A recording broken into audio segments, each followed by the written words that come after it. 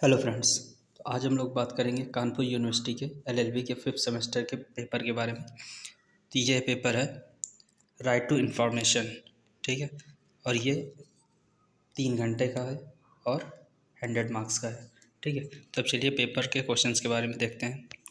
तो सबसे पहले है खंड आ, ठीक है। सेक्शन ए में देखिए 10 क्वेश्चन होंगे जिसमें से प्रत्येक क्वेश्चन 4 मार्क्स का है, ठीक। तो सबसे पहला जो क्वेश्चन है यह समुचित सरकार को परिभाषित कीजिए, ठीक। दूसरा है सक्षम प्राधिकारी से आप क्या समझते हैं। तीसरा है सूचना को परिभाषित कीजिए। चौथा है सूचना का अधिकार एक वैधानिक अधिकार है से आप क्या समझते हैं, ठीक है। फिर इसके बाद पांचवा है लोक प्राधिकारी की बाध्यताओं से संबंधित उपबंधों का वर्णन कीजिए।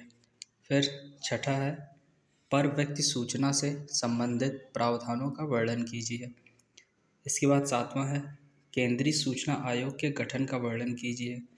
आठवां है प्रथम अपीली अधिकारी की शक्तियों से संबंधित उपबंध का वर्णन कीजिए। इसके बाद नवां है सद्भावनापूर्वक की गई कार्यवाही के लिए संरक्षण पर टिप्पणी लिखिए, ठीक है। इसके बाद लास्ट क्वेश्चन है समुचित सरकार द्वारा नियम बनाने की शक्ति का वर्णन कीजिए। तो देखिए ये जो 10 क्वेश्चन है सेक्शन ए के, ये सारे करने अनिवार्य हैं और सभी क्वेश्चन 4 नंबर के हैं। इसके बाद बात करते हैं सेक्शन बी खंड बा की।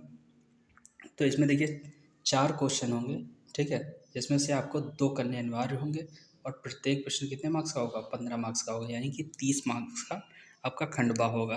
तो देखिए इसका जो क्वेश्चन सेकंड है वो क्या है, सूचना का अधिकार अधिनियम 2005 की मुख्य विशेषताओं का वर्णन कीजिए।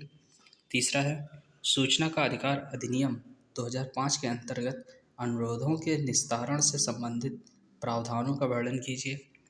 चौथा है सूचना का अधिकार अधिनियम 2005 के अंतर्गत उन प्रावधानों का वर्णन कीजिए जिनके आधार पर सूचना देने से इनकार किया जा सकता है, ठीक है। इसके बाद क्वेश्चन नंबर 5 है केंद्रीय मुख्य सूचना आयुक्त के पदच्युत होने के प्रावधानों की व्याख्या कीजिए।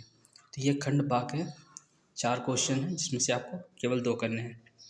इसके बाद खंड सा में इसमें भी 4 क्वेश्चन होंगे जिसमें से आपको केवल 2 करने होंगे। इसमें भी प्रत्येक प्रश्न कितने मार्क्स का होगा, 15 मार्क्स का, यानी कि खंड सा भी 30 मार्क्स का है।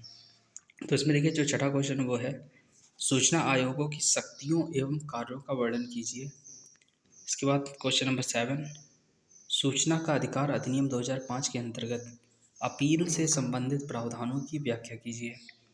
इसके बाद क्वेश्चन नंबर 8 लोक सूचना अधिकारी के विरुद्ध शास्ति अधिरोपित करने के प्रावधानों की व्याख्या कीजिए। इसके बाद क्वेश्चन नंबर 9 है हमारा लास्ट क्वेश्चन है उन कतिपय संगठनों की व्याख्या कीजिए जिस पर सूचना का अधिकार अधिनियम 2005 लागू नहीं होता है, ठीक है दोस्तों। तो ये था हमारा right to information LLB 5th semester का प्रीवियस ईयर का पेपर, ठीक है।